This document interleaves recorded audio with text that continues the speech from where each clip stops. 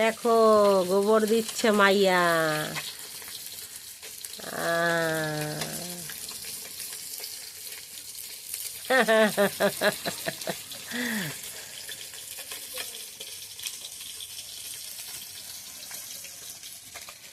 আমি এখানে রান্না করছি।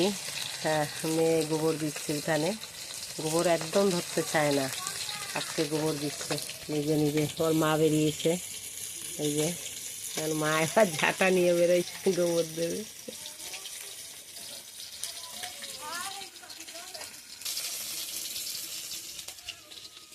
আবার এসেছিস আজকে? হ্যাঁ, তোর কি আমারে ছাড়া কোনো জায়গা নেই তোর নাকি?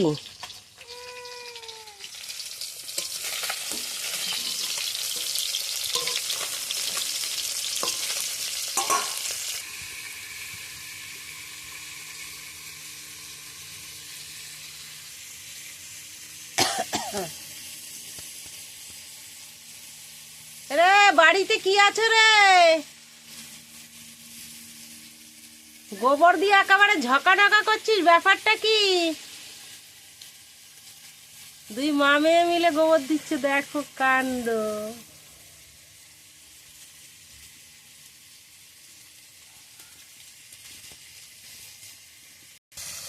আমি এখানে রান্না করছি কই মাছ দিয়ে আলু দিয়ে। এখানে আছে মূলা শাক ভাজা করব, আর আছে আলু দিয়ে মূলা দিয়ে তরকারি করব, সঙ্গে আছে চিংড়ি মাছ দিয়ে করব।